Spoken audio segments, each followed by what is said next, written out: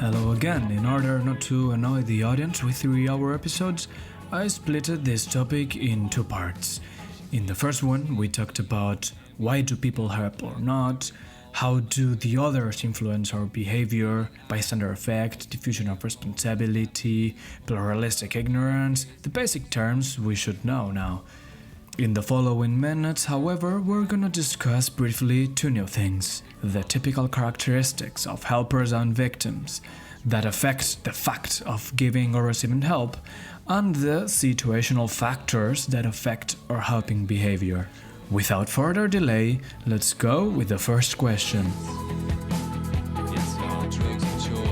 Are there any specific characteristics that make us help? Of course there are, such as the altruistic personality. Altruism is a behavior that doesn't benefit the helper. And people who is empathetic, agreeable and sympathetic are more likely to be altruistic and more likely to help. We know that the word empathy is very trendy nowadays, but we should make a difference between being empathetic and being perspective taking, because there is a difference there. The empathetic concern is characterized as an emotional response to taking somebody's hardship, while perspective taking, or seeing someone's side, is defined as taking on another's point of view through the lens of our own personal goals and intentions. We could say that empathy is feeling based and perspective taking is cognition based. Altruism then is one indicator of prosocial behavior, and this prosocial behavior simply refers to those acts that are valued positively by society, because, for instance, they'll have positive consequences. We can relate prosocial behavior with religion, for example, because most of them predict goodwill and good actions. Nevertheless, be careful, because some of them also have dangerous messages. Religion in many occasions is one of the main pillars of a culture, and culture here is very important because that influences in the individualistic or collectivistic values of the territory, and of course religion reinforces these values. For instance, Western culture is individualistic 100%, and that can make us think twice before helping. But this is not a label we should worry about, because who's gonna give help doesn't matter the culture they come from. Someone who's truly likely to help is that person who's trained to handle emergency situations, such as nurses, firefighters, or why not, psychologists. And it doesn't matter if we study in Rotterdam or in New Delhi. And mood matters too. People who feel good are much more likely to help. People who hear good news on the radio express greater attraction towards strangers. Why? Because if they feel bad, they concentrate on themselves and their worries. They are less concerned then with the welfare of others and help others less. But hey, not all bad moods reduce helping. In some occasions, anger, for example, can lead to prosocial behavior. So you really want to change what surrounds you, what's wrong around you, and you want to fight against injustice. Well, I don't know if I'm discovering you a new world, because it seems that everything that I'm saying sounds pretty much like common sense, right? We need some beef for the following minutes, and I have some controversial questions to discuss here. For instance, who's more likely to help? A man or a woman? A left-wing or a right-wing person?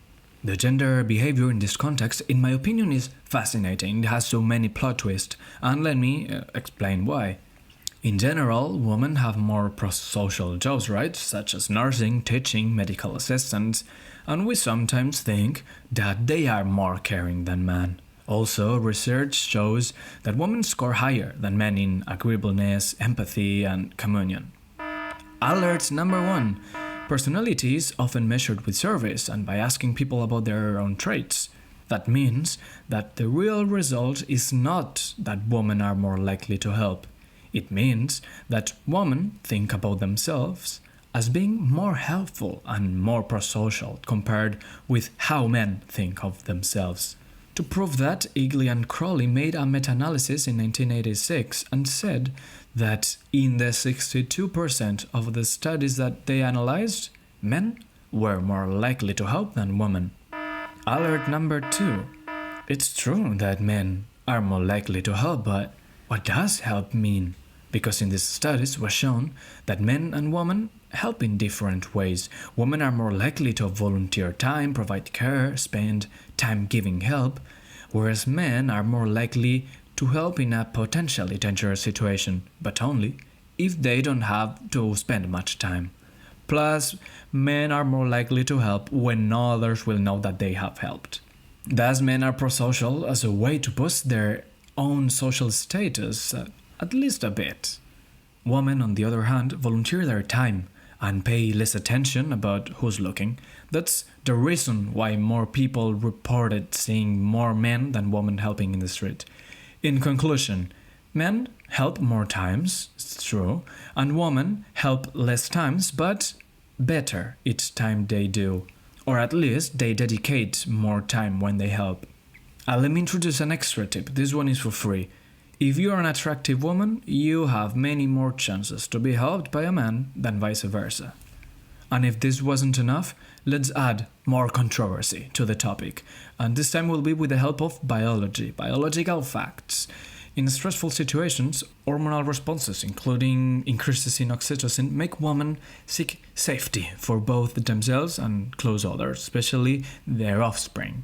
And there's an experiment with babies less than a year old in which boys look longer at a truck than a doll, whereas girls looked longer at the doll. And this is shown in primates too. Well, the conclusion of the study was that females have an inherent preference for people over things, whereas males show interest in things before people. My personal question is, will these biological facts contribute to perpetuate the roles of gender? Will men always be linked to trucks and women to dolls because of our genetic background? You can think about it tonight in the Hatta rooftop, but now we need to move on. Political values. In terms of political ideology, Hayden Joseph said that people take into account 5 principles in order to decide whom, how, and when to help. 1. Preventing harm to others. 2. Ensuring fair treatment to all. 3. Being loyal to one's group. 4. Respecting authority. And 5. Maintain purity in one's action. Taking into account these 5 issues, progressist people vote more in favor of social programs and tend to support providing assistance to people regardless of how they got there. So they beg mostly for the 2 first principles, which are preventing harm to others and ensuring fair treatment to all. On the other hand, conservatives prioritize the 3 last ones, that are being loyal to the group, respecting authority, and maintain purity. So we can say that depending on your ideology, your preference on helping is different. It doesn't mean that you help more or less. It just means that you help differently. Of course, everyone has different priorities when help is needed, as we can see. But do you think they help because they find it rewarding or because they want to earn a reward? If a person helps and enjoys it without any further objectives, that is called intrinsic motivation. But if someone helps in order to get a reward or avoid punishment, maybe, that's called extrinsic motivation. And as we might expect, those who help for intrinsic reasons show higher levels of empathy and report feeling a stronger connection to others. Everything till this moment summarizes how we're people who's likely to help.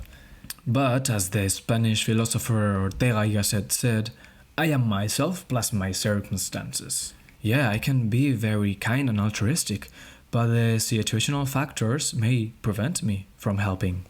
Do you remember the Good Samaritan experiment? The participants, despite being theology students, and they are presumably helpful, didn't help a homeless man in their way to class. They were in a hurry, and maybe because of that they didn't see the victim, or maybe because the cost of helping, they didn't act. This was only an experiment, fortunately, but rush do happen, especially in big cities. And this is an important situational factor linked to the urban overload hypothesis. This theory was proposed by the popular Stanley Milgram and states that living in a dense urban area exposes people to more stimulation, noise, etc. So to deal with it, people learn to cope by shutting out these sounds. Thus, city dwellers might sometimes find difficult to distinguish a real cry of help. If you remember, we started the previous episode with the Katie Genovese case. Do you think that her neighbors experienced this city overstimuli and ignored the screams?